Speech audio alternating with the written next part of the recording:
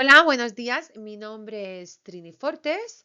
Soy personal docente investigador de la Universidad de Málaga y voy a presentar mi ponencia titulada De la evasión al reposicionamiento, transformación de la comunicación corporativa de AstraZeneca después de la pandemia. Bueno, ya creo que la pandemia no tiene necesidad de ser presentada, pero sí voy a hablar un poquito de el tipo de ponencia que voy a realizar, a introducirla y a poner un poquito en contexto.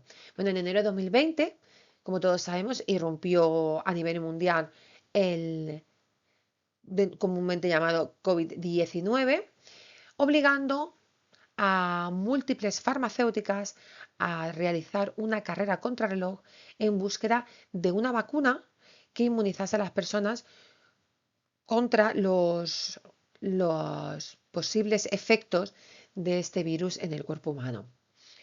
Una de las primeras en conseguir una vacuna fue AstraZeneca, que fue aprobada en la Unión Europea el 29 de enero de 2021. En marzo de 2021, 7 países, incluida España, ya estaban suspendiendo la vacuna. ¿Por qué? Por unos trombos que se habían asociado a la inoculación de este medicamento. Consecuencia, desplome de la reputación de AstraZeneca y el consiguiente caída, caída en bolsa. Todas estas crisis sanitarias, hubo un debate, esta crisis sanitaria, pero tuvo un debate en redes sociales y sobre todo en ese momento se utilizó lo que era anteriormente Twitter, que ahora es X. Como dice Combs, una crisis sanitaria tiene mayor o menor repercusión dependiendo de cómo crean los públicos que es esa crisis, ¿no? Pueden magnificar o quitarle importancia a una crisis. Dentro del marco teórico, menciono pues, bueno, temas tan importantes como la importancia de las emociones que determinan la percepción de las crisis, si los públicos la ven como algo muy, muy importante o muy grande, pues se convertirá en algo muy importante o muy grande. Cómo los públicos también pueden conducir la reputación, mejorarla o empeorarla en redes sociales y en este caso, bueno, una cantidad de desinformación increíble, se generó un debate antivacunas y cómo se utilizó Twitter como el espacio central de este debate. Objetivos e hipótesis. Bueno, el primer objetivo es analizar la estrategia comunicativa de AstraZeneca durante la crisis. El segundo, examinar el cambio comunicacional que realizó AstraZeneca para mejorar su reputación y y para todo esto, bueno, pues para explicar cómo una estrategia positiva en la que basada en la transparencia, en la anticipación, puede ayudar a reducir el impacto negativo. Metodología, bueno, pues para realizar esta investigación hubieron 2 fases. Una primera fase, que es justo en la pandemia, después de la pandemia, en la que se analizaron los 200 tweets de mayor repercusión, mayor rendimiento desde septiembre de 2020 hasta septiembre de 2021, que se hizo coincidir, bueno, pues con el periodo del inicio del conocimiento de la pandemia. Se utilizó la herramienta Fanpage Karma. Después analizaron las notas de prensa de la web de AstraZeneca España. Y por último, se realizaron una serie de preguntas a un panel de expertos, 50 expertos para ser más concretos, de los que contestaron 29, que son un 58%. En la fase número 2, que ya es 5 años después de la pandemia, se intentó realizar un análisis paralelo, pero ya por la nueva legislación de ahora X, lo que antes se denominaba Twitter, no se pudo utilizar la herramienta Fanpage Karma y se realizó una búsqueda mediante la herramienta de búsqueda avanzada del mismo X.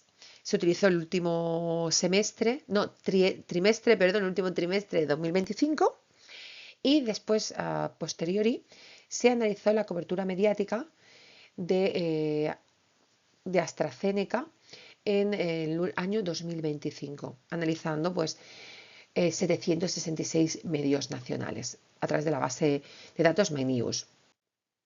¿Qué se extrajo? Bueno, en una primera parte, en la primera fase, que se supo que los tweets tenían un formato dominante de información, referencias, pero sobre todo de promoción de la misma empresa AstraZeneca España.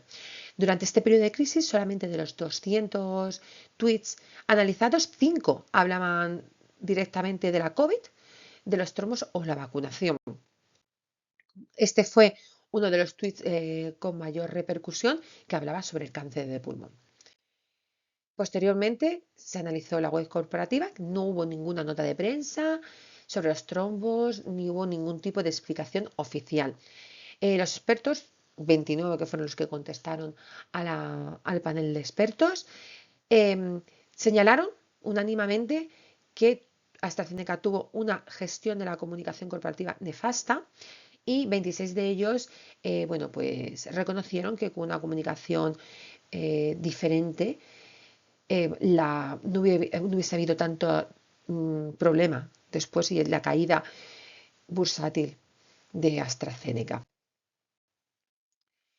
Resultados después, 5 años a posteriori. Bueno, como no pudimos analizar los tweets de la misma manera que la vez anterior, los 5 años anteriores, se utilizó la herramienta avanzada de mismo X porque no se consideró que tuviese tantísima repercusión ahora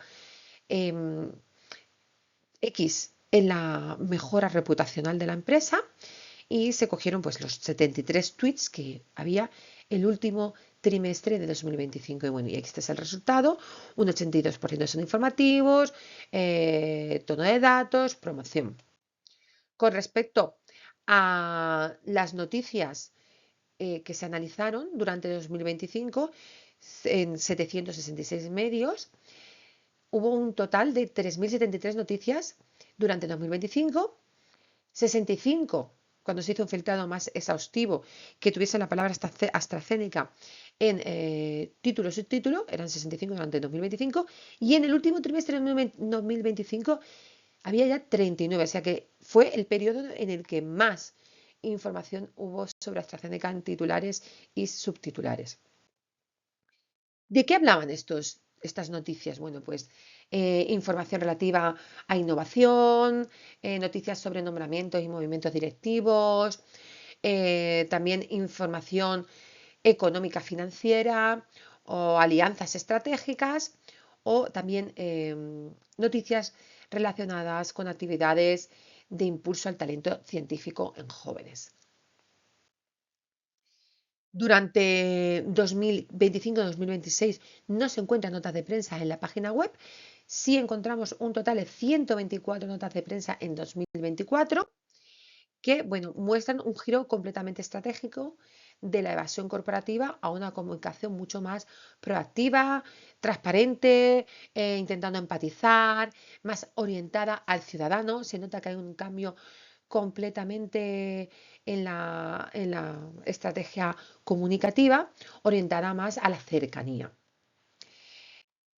¿Esto qué consigue? Bueno, que después de la pandemia, AstraZeneca, según Forbes, se nombre como una de las mejores empresas para trabajar en 2023 y que siga estando dentro de las listas de reputación positiva para poder trabajar en esta empresa durante 2024 y 2025.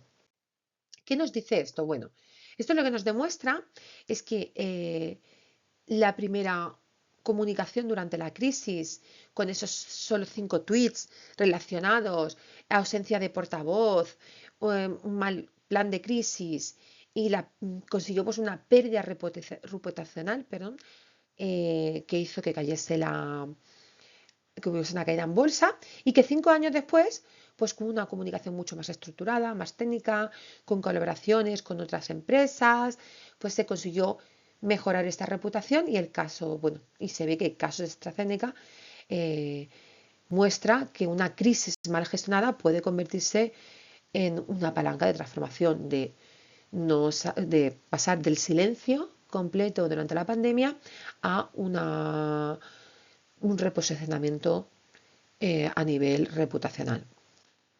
Espero que les haya gustado mi ponencia. Un saludo y bueno, hasta la próxima.